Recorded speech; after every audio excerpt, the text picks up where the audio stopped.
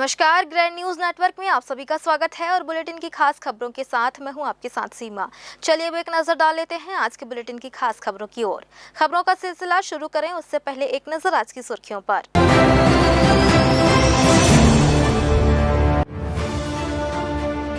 बिलासपुर में टीकाकरण के बाद मासूम की मौत, परिजनों का हंगामा, 4 टीके एक साथ लगाने का आरोप।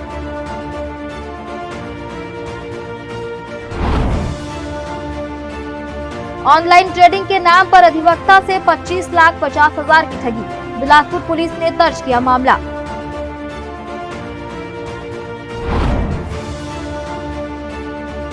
बिलासपुर पुलिस की बड़ी कार्रवाई, 114 नग नशीली दवाइयां बरामद, 3 आरोपी गिरफ्तार, मोटरसाइकिल भी जब्त।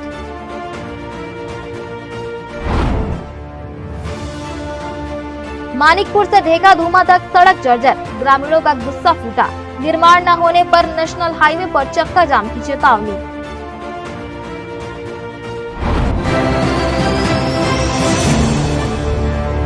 ये थी सुर्खियां और अब खबरें विस्तार से। बिलासपुर के मंगलाधुरी पारा स्थित आंगनबाड़ी केंद्र में टीकाकरण के बाद 2.5 महीने की बच्ची की मौत हो गई। मृत बच्ची का नाम स्वर्णिका मरावी बताया जा रहा है। परिजनों का आरोप है कि आंगनबाड़ी केंद्र में एक साथ 4 टीके लगाए जाने से बच्ची की तबीयत बिगड़ने लगी और उसकी मौत हो गई। बच्ची की मौत के बाद इलाके में आक्रोश फैल गया। नाराज परिजन और मोहल्ले वासी ट्रैक्टर में बैठकर कलेक्टर कार्यालय पहुंचे और न्याय की मांग करते हुए प्रदर्शन किया। उनका कहना है कि इस घटना की उच्च स्तरीय जांच हो और जिम्मेदार लोगों के खिलाफ कार्रवाई की जाए। परिजनों ने प्रशासन पर लापरवाही का गंभीर आरोप लगाया है। उनका कहना है कि बच्ची को टीका लगने के बाद उसकी तबीयत खराब हो गई, लेकिन समय पर इलाज नहीं मिल सका, जिस वजह से उसकी मौत हो गई। पार्षद ने इस विषय पर जांच कराकर आरोपियों पर कार्रवाई की मांग की है। प्रदर्शन रोकने के लिए मौके पर भारी पुलिस बल तैनात किया गया ताकि कोई अप्रिय घटना न हो। Civil line CSP Nimitesh Singh ने बताया कि मामला संज्ञान में लिया गया है। बच्ची के शव को पोस्टमार्टम के लिए भेजा गया है। रिपोर्ट आने के बाद आगे की कार्रवाई की जाएगी। कल 4 टीका लगाए हैं, 1 टीका जन्म टीका वाला था और 3 टीका और लगाए गए।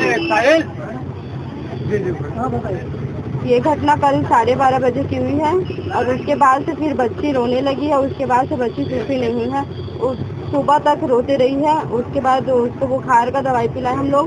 उसके बाद थोड़ा देर वो ठीक थी बच्ची।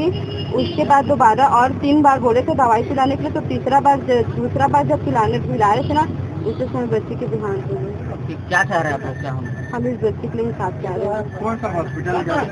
हॉस्पिटल नहीं गए थे, आंगनबाड़ी में लगता है टीका, वहीं एक मैडम आई थी, वो लगाई है। मंगलवार को टीका जो लगता है वो टीका लगाने के लिए आंगनबाड़ी में स्वास्थ्य कार्यकर्ता आए हुए थे, जिसके द्वारा इंजेक्शन लगाया गया है और जानकारी में आ रहा है लापरवाही पूर्वक इंजेक्शन लगाया गया है, जिससे बच्चे का तबीयत दिन भर रोते रोते रात भर रोए हैं, ऐसा मतलब जानकारी जो घर वाले दिए हैं और सुबह 10 साढ़े 10 बजे करीब उनका डेथ हो गया है, ये जानकारी मिला है। इसमें स्वास्थ्य विभाग की लापरवाही है, जो गलत तरीके से इंजेक्शन लगाया है। छोटे छोटे बच्चे को आदमी अपने कलेजे के टुकड़े को लेके जाते हैं, तो मेरा कहना सिर्फ यही है कि सावधानी पूर्वक इंजेक्शन लगाए और यदि इस तरीके का कोई घटना घट जाती तो इसके जिम्मेदार कौन होगा।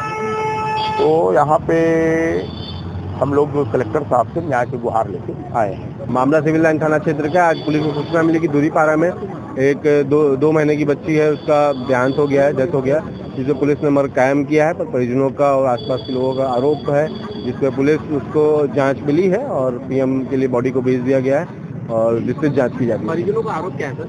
परिजन का यह कहना था कि कल उसको टीका लगा था, जिसके बाद से उसकी तबीयत खराब हुई है।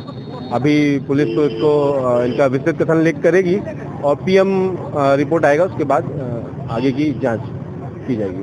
यह घटना शहर में टीकाकरण की व्यवस्था और सुरक्षा को लेकर कई सवाल खड़े कर रही है। परिजनों और स्थानीय लोगों का कहना है कि छोटे बच्चों के टीकाकरण के दौरान स्वास्थ्य विभाग को और सतर्क रहना चाहिए ताकि इस तरह की घटनाएं ना हो। ग्रैंड न्यूज के लिए अमर ध्रुव के साथ गोलू कश्यप की रिपोर्ट। 4 माह से नाबालिग बेटी लापता है और पिता न्याय के लिए दर दर भटक रहा है।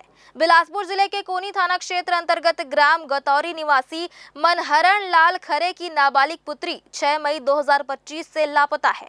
पिता का आरोप है कि गांव के ही युवक नंदू कुमार गढ़ेवाल ने उनकी पुत्री का अपहरण कर लिया है। इस मामले की जानकारी थाना कोनी पुलिस अधीक्षक कार्यालय बिलासपुर और अन्य अधिकारियों को कई बार दी गई, बावजूद इसके अब तक कोई कार्रवाई नहीं की गई।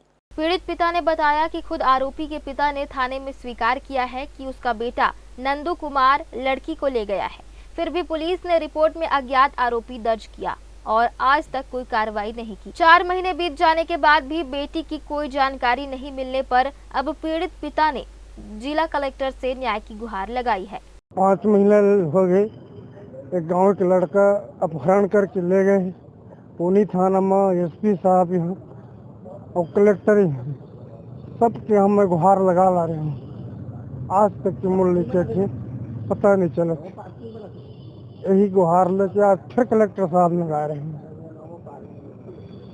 तो अब मीडिया के माध्यम से या शासन के माध्यम से किसी भी प्रकार वो लेकर नाबालिग कक्षा 8 के छात्र हो, जहाँ कहीं भी हो, शासन से निवेदन है कि वो लड़की को ला के शासन प्रशासन से मिले हो तो क्या बोली?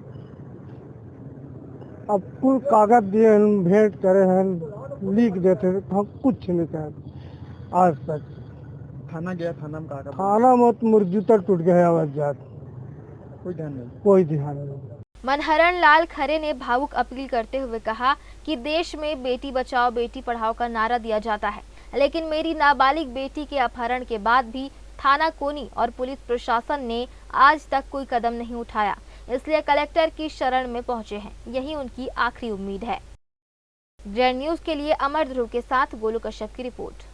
स्वामी आत्मानंद उत्कृष्ट बहुउद्देशीय उच्च माध्यमिक शाला दयालबंद के छात्र और पालकों ने कलेक्टर को गंभीर शिकायत सौंपी है। आवेदन में प्राचार्य डॉक्टर चंदना पाल पर छात्रों को धमकाने, मनमानी करने और भ्रष्टाचार में लिप्त होने जैसे गंभीर आरोप लगाए गए हैं। स्कूल में स्वच्छता की भारी कमी है, गर्ल्स टॉयलेट की हालत बेहद खराब है, दरवाजे क्षतिग्रस्त हैं और नियमित सफाई नहीं होने से छात्राओं को स्वास्थ्य संबंधी समस्याओं का सामना करना पड़ रहा है।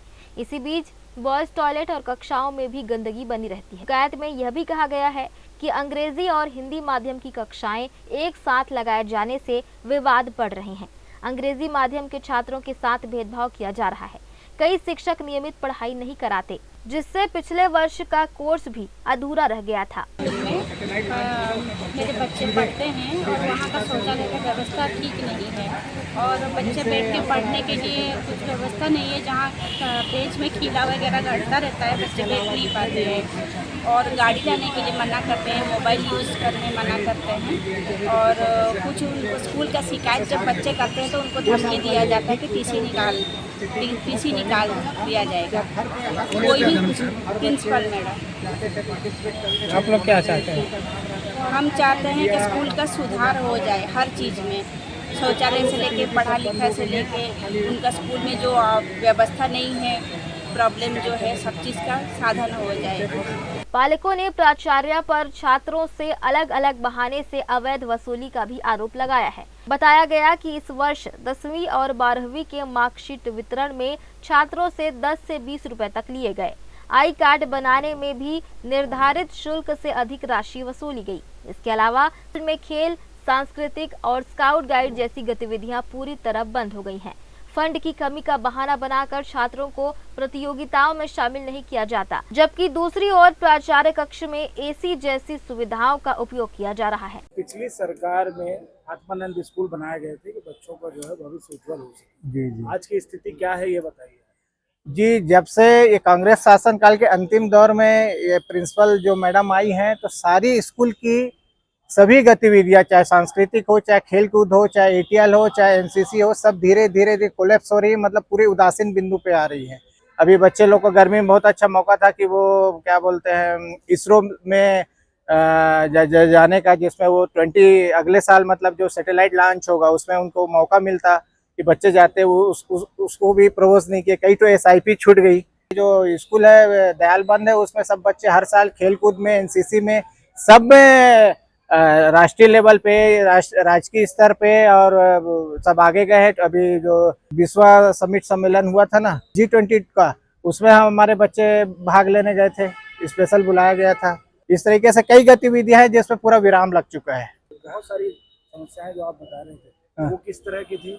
देखिए, शौचालय में हमारे बच्चे आके बताते हैं कि पूरे दरवाजे टूटे हुए हैं, साफ तो होता ही नहीं है, और बारिश में पूरे क्या बोलते हैं, बारिश की बूंदें गिरती हैं और वो पूरा खराब रहता है। बच्चे जाने से डरते हैं, कई लोग के यूरिन इन्फेक्शन तक हो चुका है। वैसे बॉयज टॉयलेट का भी हो गया, पुराने बेंच वेंच डाल के उसको एक तरीके से बंद कर दिया गया। बॉयज अपना यूरिनल प्रॉब्लम के लिए कहाँ जाएं, वहाँ गंदगी तो है ही। ये सब चीजें हो रही थी, क्या शिक्षा विभाग के कोई अधिकारियों ने नजर लगाया, क्या कलेक्टर कभी कुछ जानकारी किसी तक? अधिकारी आके जांच करते भी हैं तो शायद कार्य उनके कक्ष से बाहर चले जाते हैं, लेकिन भौतिक सत्यापन नहीं करते हैं। और फंड का भी भौतिक सत्यापन बहुत जरूरी है। आखिर फंड जा कहाँ है, जब बच्चों में खर्चा हो ही नहीं रहा है, बच्चे बाहर जा ही नहीं रहे हैं, ना पार्टिसिपेट कर रहे हैं, कहीं भाग ले रहे हैं, तो फंड का आखिर कहाँ जा रहा है? ना किसी प्रकार का प्रोत्साहन है कि कोई फर्स्ट आया है, कोई खेल कूद और सब में मिला के अच्छा नंबर भी लेके आए, उसको भी प्रोत्साहन नहीं मिलता है। कभी सोच रहे हैं कि स्कूल बदल दें, इस तरह की कोई चीजें आपके दिमाग में? कई तो जा चुके हैं सर, जितने 80% से ऊपर बच्चे लाए थे, एडमिशन लेने की कोशिश किए थे, यहाँ की गतिविधियां और जो यहाँ पढ़ाई जो बंद हो गया है तो उसमें जा चुके हैं। और चूंकि अब मध्यकाल आ रहा है तो कई बच्चे हो सकता है इसी साल रहे, या उनकी मजबूरी रहे, या मौका मिलेगा तो कई लोग एग्जिट कर सकते हैं। छात्र पालकों का आरोप है कि शिकायत करने पर प्राचार्य टीसी देने की धमकी देती है। उन्होंने मांग की है कि प्राचार्य का स्थानांतरण कर स्कूल के फंड की जांच कराई जाए, साथ ही औचक निरीक्षण कर छात्रों और पालकों के बयान भी लिए जाएं। शिकायतकर्ताओं ने प्रशासन से अपील की है कि समय रहते कदम उठाकर स्कूल का स्वर्णिम दौर वापस लाया जाए, ताकि प्रतिभाशाली छात्र पलायन न करें। ग्रैंड न्यूज के लिए अमर ध्रुव के साथ गोलू कश्यप की रिपोर्ट। मां परमेश्वरी सरोवन दीवान तालाब, जिसे स्थानीय लोग आस्था और सांस्कृतिक धरोहर मानते हैं, इन दिनों विवाद में है। प्रशासन ने तालाब में मछली शिकार पर प्रतिबंध लगाया था, लेकिन इसके बावजूद मछुआरों ने खुलेआम सुबह सुबह जाल डालकर मछलियां पकड़ ली। स्थानीय लोगों का आरोप है कि प्रशासन और नगर पालिका अधिकारी इस मामले में जानबूझकर आंख मूंद कर बैठे हैं। सूत्र बताते हैं कि तालाब में मछली पकड़ने के पीछे कुछ प्रभावशाली राजनीतिक चेहरों का संरक्षण है, जिसके चलते अधिकारी केवल औपचारिक बयान देकर मामले से पल्ला झाड़ लेते हैं। यही कारण है कि प्रतिबंध सिर्फ कागजों तक सीमित होकर रह जाते हैं। इस घटना ने तखतपुर वासियों की आस्था को गहरी चोट पहुंचाई है। उनका कहना है कि यह केवल प्रशासनिक आदेश की अवहेलना नहीं, बल्कि उनकी धार्मिक और सांस्कृतिक भावनाओं का अपमान है। नागरिकों ने आक्रोश व्यक्त करते हुए कहा कि वे अपनी आस्था से खिलवाड़ बर्दाश्त नहीं करेंगे और दोषियों पर कड़ी कार्रवाई की मांग की है। अब बड़ा सवाल यह है कि क्या प्रशासन राजनीतिक दबाव में जनता की भावनाओं को अनदेखी करता रहेगा, या फिर जनता को न्याय दिलाने के लिए ठोस कदम उठाएगा। सीएमओ तखतपुर को इसका जो निराकरण जांच के आदेश मौखिक रूप से दे दिया हूँ। इसका जो है जांच उपरांत जो भी कार्रवाई होगा या फिर जो भी निराकरण होगा वो किया जाएगा। पत्रकारों द्वारा सीएमओ से बात किया गया तो उनके द्वारा बताया गया कि सफाई किया जा रहा है। अभी जांच उपरांत ही पता चलेगा क्या है, उसके बाद निराकरण जांच में जो भी आएगा उसके हिसाब से निराकरण करेंगे। पोर्टल और इसके माध्यम से मेरे को पता चला है कि कुछ ऐसी घटना हुई है। किसने की है, क्या की, इसके बारे में कोई जानकारी अभी प्राप्त नहीं हुआ है। स्थानीय लोगों का कहना है कि कुछ जो लोग किए हैं उनके खिलाफ कोई कार्रवाई होनी चाहिए करके। मेरे को भी बहुत सारे फ़ोन आए और अभी आपके माध्यम से भी बहुत सारी जानकारी मिली। तो मैं चाहता हूं कि अगर कोई घटना हुई है तो उसकी जांच हो जाए और दूध का दूध और पानी पानी हो जाए। वैसे भाजपा के एक दो नेताओं का नाम आ रहा है कि वो लोग ने एक कार्य किया है। भाजपा के प्रतिष्ठित एक दो नेता हैं, उनके बारे में जानकारी मिली है मेरे को कि वो लोग ने ये काम चुपके से किया है। फिलहाल वक्त हो चला है एक छोटे से ब्रेक का। ब्रेक के बाद भी खबरें जारी रहेंगी। बने रहिए ग्रैंड न्यूज नेटवर्क के साथ। जयजया प्राइवेट ITI NCVT से मान्यता प्राप्त एंड ISO सर्टिफाइड 10वीं पास विद्यार्थियों के लिए 2 year electrician course, OPA 1 year course, computer operating and programming assistant course, best classroom facility, admissions open. Jaijaya private ITI Riverview Colony, Koni, Bilaspur, Chhattisgarh. Break के बाद आप सभी का स्वागत है। बिलासपुर में एक अधिवक्ता से ऑनलाइन ट्रेडिंग के नाम पर 25,50,000 रुपए ठगी का मामला सामने आया है। थाना सकरी पुलिस ने आरोपियों के खिलाफ मामला दर्ज कर जांच शुरू कर दी है। आरोपी छत्रपाल पटेल ने खुद को ऑनलाइन ट्रेडिंग का विशेषज्ञ बताकर अधिवक्ता युगल पटेल को भारी मुनाफे का झांसा दिया और उन्हें अपने जाल में फंसा लिया। छत्रपाल पटेल ने अपने परिवार के साथ मिलकर अधिवक्ता युगल पटेल को ऑनलाइन ट्रेडिंग के जरिए मुनाफा कमाने का लालच दिया। 17 अप्रैल से 15 अगस्त 2025 के बीच युगल पटेल ने अपनी मेहनत से कमाई 23,10,000 रुपए ऑनलाइन ट्रांजैक्शन के जरिए आरोपियों के खातों में भेजे। इसके अलावा 2,40,000 रुपए नकद भी दिए। जब प्रार्थी ने पैसा वापस मांगने की कोशिश की तो आरोपियों ने जवाब दिया कि यह पैसा लॉकिंग पीरियड में है और वह उसे नहीं निकाल सकते। प्रार्थी युगल पटेल थाना उपस्थित आकर रिपोर्ट दर्ज कराए कि उनके साथ साइबर और ट्रेडिंग के नाम पर, ऑनलाइन ट्रेडिंग के नाम पर ठगी की गई है, जिस पर आरोपी छत्रपाल पटेल से पूछताछ की गई, जिसने अपना जुर्म स्वीकार किया है। इस संबंध में अपराध पंजीबद्ध कर विवेचना में लिया गया है। आगे की कार्रवाई की जा रही है। जब युगल पटेल ने संदेह करते हुए मामले की जांच शुरू की तो सामने आया कि शेयर मार्केट में एक भी रुपया निवेश नहीं किया गया था और आरोपियों ने पूरी रकम को निजी उपयोग में खर्च कर दिया था। पुलिस ने इस ठगी के खिलाफ धारा 3(5) BNS एवं 118(4) BNS के तहत अपराध दर्ज किया है और अब जांच जारी है। ग्रैंड न्यूज के लिए कैमरामैन राहुल ठाकुर के साथ पिंटू दुबे की रिपोर्ट। बिलासपुर के जिला उपभोक्ता विवाद प्रतितोष आयोग ने एक उपभोक्ता जायरा आमीन के पक्ष में बड़ा फैसला सुनाया है। फोरम ने रिलायंस स्मार्ट बाजार को आदेश दिया है कि वह ग्राहक से अतिरिक्त 3 रुपए लेने पर जुर्माना अदा करे। यह मामला उस समय सामने आया जब रिलायंस ने 235 रुपए की चाय पत्ती को 238 रुपए में बेच दिया। ग्राहक ने अतिरिक्त 3 रुपए वसूलने के खिलाफ उपभोक्ता फोरम में याचिका दर्ज कराई थी, जिसमें उन्होंने सेवा में कमी का हवाला दिया था। फोरम ने आदेश दिया कि रिलायंस स्मार्ट बाजार जो नूतन चौक सरकंडा में स्थित है, उपभोक्ता को 3,000 रुपए 45 दिन के भीतर वापस करने के निर्देश दिए हैं। क्या है पूरा मामला और क्या कहना है इस विषय में? एक जायरा अमीन कह की परिवादनी है जो रिलायंस स्मार्ट बाजार से टाटा अग्नि चाय खरीदती है, जिसकी MRP 235 रुपये दर्ज है, लेकिन उससे जब बिलिंग किया जाता है तो 238 रुपये लिया जाता है। यहाँ उपभोक्ता इतनी जागरूक है कि वो 3 रुपये के लिए उपभोक्ता आयोग आती है कि MRP से ज़्यादा उनसे 3 रुपये ज़्यादा लिया गया करके। मामला अभी मई का है और उपभोक्ता आयोग ने 4 महीने के अंदर इसमें फैसला किया कि लीगल मेट्रोलॉजी एक्ट में है कि कोई भी पैक्ड वस्तु है उसमें MRP से ज़्यादा प्राइस नहीं ले सकते। 235 रुपये के टाटा अग्नि चाय को 238 रुपये लिया गया। इस पे आयोग ने समस्त दस्तावेजों के परिशीलन से यह पाया कि इसमें गलत किया है और स्मार्ट बाजार को 3,000 रुपये परिवादनी को क्षतिपूर्ति देने का आदेश किया है। ये रिलायंस स्मार्ट मार्केट कहाँ का है? ये रिलायंस स्मार्ट बाजार राजकिशोर नगर बिलासपुर में है, उसके खिलाफ ये आदेश किया गया है। बिलासपुर में एक चिकित्सक को टाटा पंच कार के मैन्युफैक्चरिंग डिफेक्ट के कारण बड़ा हक मिल गया है।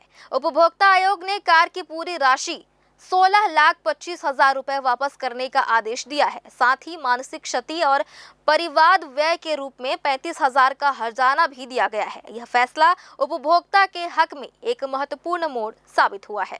बिलासपुर के 70 वर्षीय चिकित्सक स्वप्न कुमार दत्ता ने 2024 में टाटा पंच इलेक्ट्रिक कार खरीदी थी, लेकिन 1.5 साल के भीतर ही यह कार लगभग 10 बार मैन्युफैक्चरिंग डिफेक्ट के कारण खराब हो गई। बार बार सर्विसिंग सेंटर में कार को ले जाने के बावजूद कोई स्थायी समाधान नहीं मिला। चिकित्सक ने कई बार कंपनी से यह शिकायत की कि यह कार एक निर्माणगत त्रुटि का शिकार है और इसकी वापसी की जाए, लेकिन कंपनी ने इस पर कोई जवाब नहीं दिया। 1.5 वर्षों में 10 से अधिक बार मैन्युफैक्चरिंग डिफेक्ट के कारण वो कार खराब हो रही थी। सर्विसिंग सेंटर बार बार ले जाया जा रहा था, लेकिन उसका निराकरण सही तरीक़ा से नहीं हो रहा था। उन्होंने कंपनी को भी सूचित किया कि ये विनिर्माणगत त्रुटि है, इसको वापस लिया जाएगा लेकिन कंपनी ने किसी प्रकार का जवाब नहीं दिया। सर्विसिंग सेंटर का भी कहना था कि ये नॉर्मल त्रुटि है, जबकि उन्होंने विनिर्माणगत त्रुटि माना था इस चीज़ को, और उन्होंने ये उपभोक्ता आयोग में ये परिवाद प्रस्तुत किया।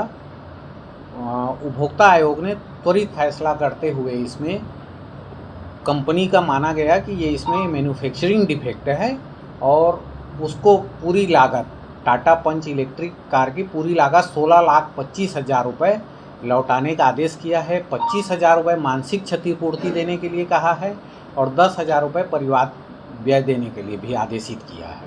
डॉक्टर दत्ता के लगातार प्रयासों के बावजूद जब समस्या का समाधान नहीं हुआ तो उन्होंने उपभोक्ता आयोग में परिवाद दायर किया। आयोग ने मामले की त्वरित सुनवाई की और पाया कि यह मैन्युफैक्चरिंग त्रुटि है। इसके बाद आयोग ने कंपनी को आदेश दिया कि वह चिकित्सक को कार की पूरी राशि 16,25,000 रुपए वापस करे, साथ ही मानसिक क्षति के तौर पर 25,000 और परिवार व्यय के रूप में 10,000 रुपए देने का भी आदेश दिया गया। ग्रैंड न्यूज के लिए कैमरामैन राहुल ठाकुर के साथ पिंटू दुबे की रिपोर्ट। एक बार फिर से वक्त हो चला है एक छोटे से ब्रेक का। ब्रेक के बाद भी खबरें जारी रहेंगी, बने रहिए ग्रैंड न्यूज नेटवर्क के साथ।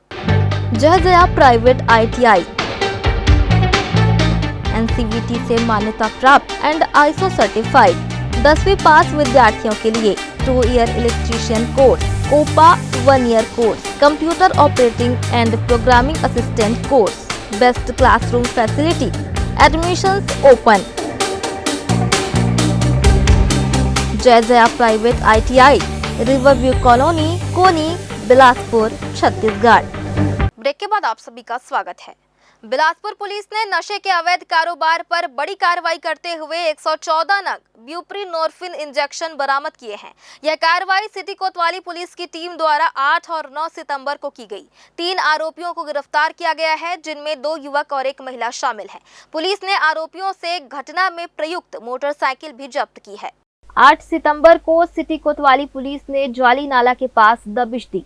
मौके से 2 युवकों को पकड़ा गया, जिनके कब्जे से 62 नग ब्यूप्रीनोरफिन इंजेक्शन बरामद हुई।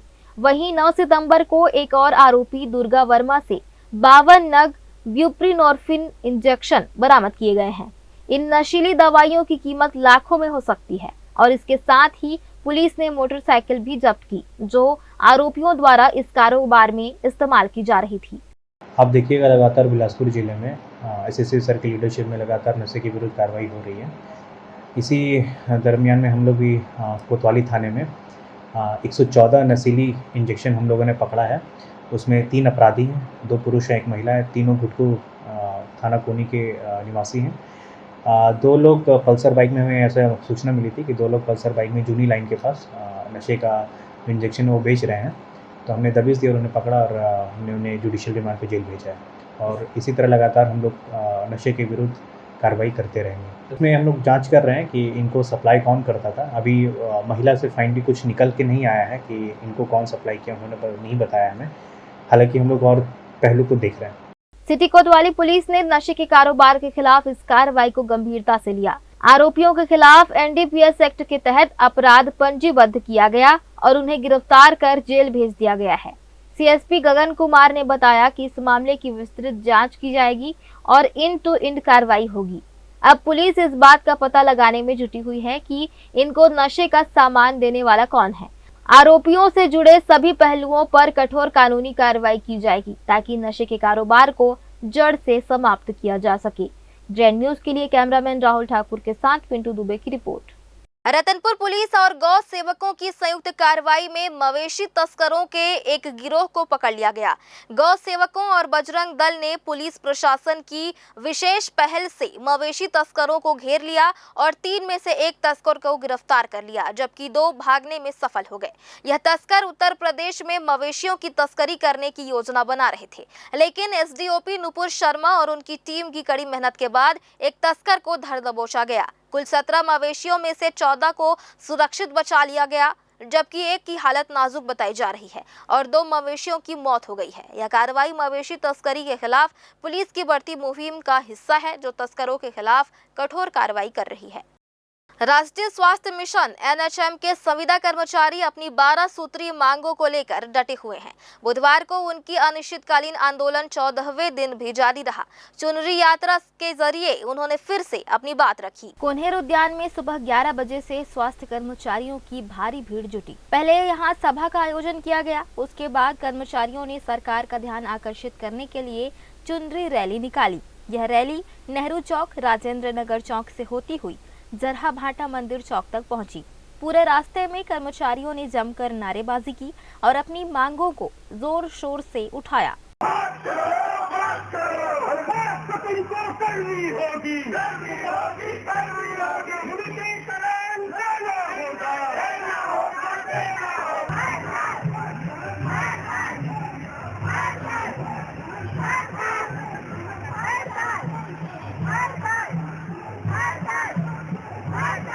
मंदिर पहुंचकर सभी कर्मचारियों ने माता रानी को चुनरी चढ़ाई। कर्मचारियों का कहना है कि यह चुनरी उनके नियमितीकरण और ग्रेड पे की मन्नत के रूप में चढ़ाई गई है। उन्होंने बताया कि इस बार 351 मीटर लंबी चुनरी माता रानी को अर्पित की गई है। कर्मचारियों का कहना है कि लंबे समय से हड़ताल चल रही है, लेकिन अब तक सरकार ने उनकी मांगों पर कोई ठोस कदम नहीं उठाया है। उन्होंने आरोप लगाया कि सरकार ने शपथ पत्र में जो वादे किए थे उन्हें पूरा नहीं कर रही है। कर्मचारियों ने स्पष्ट कहा कि जब तक उनकी मांगे पूरी नहीं होती, आंदोलन जारी रहेगा। उनका मानना है कि नियमितीकरण और उचित ग्रेड पे उनका हक है, जिसे पाना ही उनका लक्ष्य है। आज हम लोग चुनरी यात्रा, क्योंकि माता रानी अभी 22 सितंबर से विराजमान हो रही है और ऐसा माना जाता है कि विघ्नहर्ता गणेश भगवान के बाद देवी माता की सुख समृद्धि लेकर के, तो आज हम इसी तारतम्य में माता रानी के लिए 351 मीटर का चुनरी लेकर के सभी मन्नत मांगने जा रहे हैं कि सरकार जल्द से जल्द हमारे लिए अच्छी सोच के साथ हमारी मांगों को पूरी करे, जो उन्होंने खुद वादा किया था। इसलिए माता रानी की दर्शन करते हुए उनसे हम सभी को अनुनय विनय करेंगे, माता रानी को चुनरी चढ़ाएंगे कि हमारी मांगे जल्द से जल्द पूरी हो और हम लोग भी दिवाली दशहरा अच्छे से मना सकें। चुनरी यात्रा हमारा कोल्हेर गार्डन से निकलकर दुर्गा माता मंदिर जरहा भाटा में जा रही है। जिस प्रकार से शासन हमारे साथ व्यवहार कर रहा है, लगातार आज 24वां दिन है हमारे हड़ताल का, नतीजा कहीं से नहीं निकल रहा है। स्वास्थ्य मंत्री जी मीडिया में बयान देते हैं, लेकिन प्रशासनिक अधिकारी जो बैठे हैं वो किसी भी प्रकार का हमारे लिए आदेश नहीं निकाल पा रहे हैं। इसलिए हमें हड़ताल को लगातार जारी रखे हैं और आज माता रानी के चरणों में हम मन्नत यात्रा निकाल रहे हैं कि हमारी मांगों को श्री के पूरा करके, क्योंकि स्वास्थ्य विभाग में लगभग 20% महिला कर्मचारी होते हैं जो 24/7 में सेवा देते हैं। हम लोग को हड़ताल करते 24 दिन हो गए हैं, लेकिन सरकार बिल्कुल भी सुनने को तैयार नहीं है। सरकार अपना जो वादा करके वादा भूल गई है, उसी वादे को याद दिलाने के लिए हम लोग आज चुन्नी यात्रा माता रानी महामाया के दरबार तक निकाल रहे हैं। क्या मांगे रहे? हमारा मांग सबसे पहला है नियमितीकरण, जिस पर सरकार बिल्कुल भी करना नहीं चाह रही है। उसके साथ साथ है हम लोग का छुट्टी का है, संविदा जो है प्रथा CR भराता है उसको बंद करने का है, अनुकंपा नियुक्ति का है। बहुत सारी मांगे हैं जिसको हमको गुमराह किया जा रहा है। ये बोला जा रहा है कि हमने 5 मांग कर दिया, जबकि उसका कोई आदेश नहीं अभी तक। लगातार 24 दिनों से चल रहे इस आंदोलन में कर्मचारियों का जोश कम नहीं हुआ है। हर दिन नए तरीकों से वे अपनी बात सरकार तक पहुंचाने की कोशिश कर रहे हैं। यह चुनरी रैली और मन्नत यात्रा भी उसी का हिस्सा है। ग्रैंड न्यूज के लिए अमर ध्रुव के साथ गोलू कश्यप की रिपोर्ट। एक बार फिर से वक्त हो चला एक छोटे से ब्रेक का। ब्रेक के बाद भी खबरें जारी रहेंगी, बने रहिए हमारे साथ। जय जया प्राइवेट ITI NCVT से मान्यता प्राप्त एंड ISO सर्टिफाइड 10वीं पास विद्यार्थियों के लिए 2 year electrician course, COPA 1 year course, computer operating and programming assistant course, best classroom facility, admissions open. Jai Jaya private ITI, Riverview Colony, Koni, Bilaspur, Chhattisgarh. Break के बाद आप सभी का स्वागत है।